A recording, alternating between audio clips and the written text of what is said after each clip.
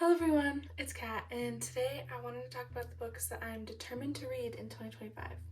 I've always wanted to be one of those people who can breeze through nonfiction and classics, and I'm just not one of them. It takes way more brain power for me, and this year I've made it a point to read at least 7 classics. And I've already got one down. I finished Pride and Prejudice just this last week. So I've decided on 6 more classics that I want to read this year. The first one being The Picture of Dorian Gray. So I started reading this one as an audiobook. I think it was my senior year of high school, and I could not get into it. I had no idea what they were talking about, and I just could not get into it. I did not like it. But I decided to get it as a physical copy, and I feel like for me, it just helps to be able to focus better. For me, physical copies make it much easier to focus, especially because audiobooks are kind of made to be able to do other things while you're doing them, and I'm not that good at multitasking. So I've heard so many good things about this book, and people gush about it and say it's their favorite classic all the time. So I figure it's high time for me to actually start reading it, and I think I like it too. It's been really fun so far. I think I'm on chapter 2, but it's a really interesting start, so we'll see how that goes. So the next book I chose is Rebecca, and I don't really know much about this book, but I've heard it has a lot of good suspense and like mystery to it, and I'm really excited to read it. I love mystery, I love thrillers, so I feel like this is right up my alley for classics. The third classic I decided on is The Master and Margarita, and with this one, I really don't know much about this one either, but I have read the first, I think, 2 chapters. I couldn't get into it. This was also in high school, and so I wanted to try reading it again because I've heard it has supernatural elements and something about the devil being there. So it sounds really intriguing. I'm intrigued by this one, so that's the next one on the list. Alright, next I have Northanger Abbey. I talked about at the beginning how I just finished Pride and Prejudice, and it was so good. And previously I tried to read it like 3 different times because I love the BBC show, and also I like the movie that they made. But now that I finished Pride and Prejudice, I think I want to jump into another Jane Austen novel because she's proven that she's actually an amazing writer. And so Northanger Abbey was recommended to me by my sister, and so I wanted to try reading it. I think it'll be good. The funny thing is, I read this one. It's called Darcy's Story, Pride and Prejudice Told from a Whole New Perspective by Janet Aylmer. And I read this one in like 2 days. And it's written in very much the same style as Jane Austen, but it's from Darcy's point of view, and I ate this up. It was really, really great. Really good writing. So if you really like Pride and Prejudice and you want another fix of that, I would definitely recommend this book. The next one I'm super surprised I haven't read yet. It's The Odyssey. It's The Odyssey by Homer, and I have loved Greek mythology ever since reading Percy Jackson. I know that's a common story, and after I read Percy Jackson, I remember in 5th grade, I went to the old like literature section in my school's library, and I tried to check out The Odyssey by Homer. She wouldn't let me check it out, but I could read it in the library class that I had, and I never finished it. It was really hard for me to read at the time. And ever since then, I've tried reading it multiple times and have nothing to show for it. It's a really difficult book to get through, and I think there's a lot of cultural things that I'm missing. But this time, I'm gonna just dive in deep. Even if I don't understand everything, I just want to finish it, and maybe I'll do another reread if I like it that much.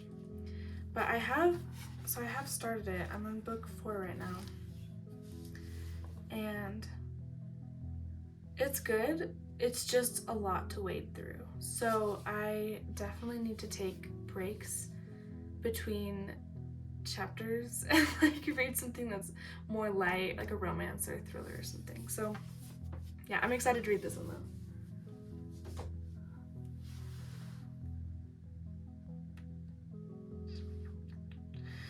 The last book I have for the classics is Catch 22 by Joseph Heller.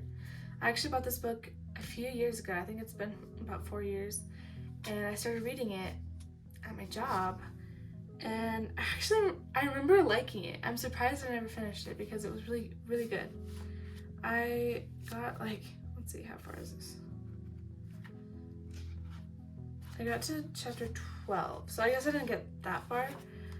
But I remember like I was writing in the margins things I liked about what was happening and stuff. But yeah, this one is very like, there's so much irony and sarcasm, and I really enjoyed it in the 12 chapters that I read. And I think I'll like it if I finish it. I think I got caught up in other books that I was reading at the time, but I'm gonna correct that and go ahead and finish this one. The next genre that I have a lot of books that I want to read from is fantasy.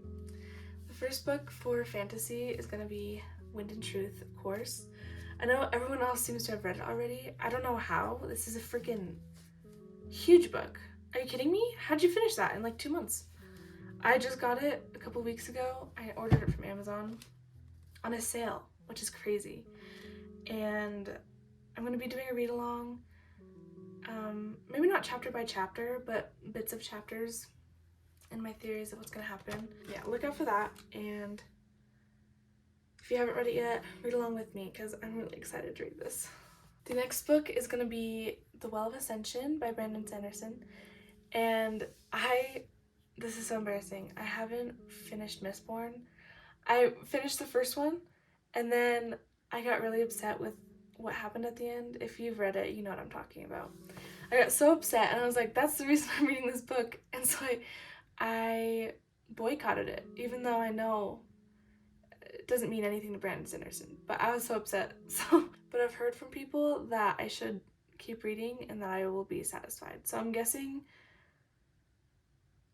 Brandon rectifies what happened. I don't know, but we'll see. I'm excited to read it and see what happens.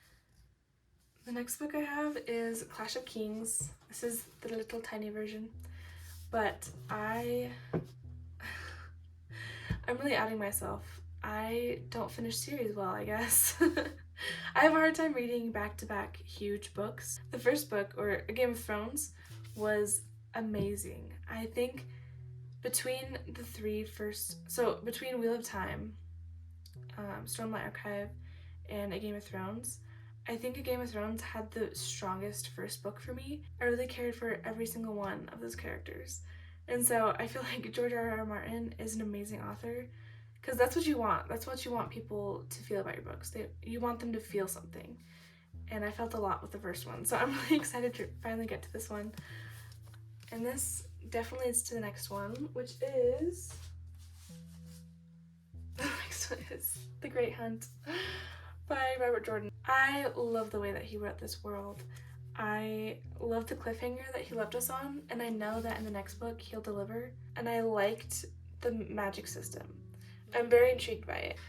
Okay, the last one for the fantasy genre is gonna be The Fellowship of the Ring. And I know I should have read this by now because I love fantasy, but I read The Hobbit in middle school or junior high, and it was rough.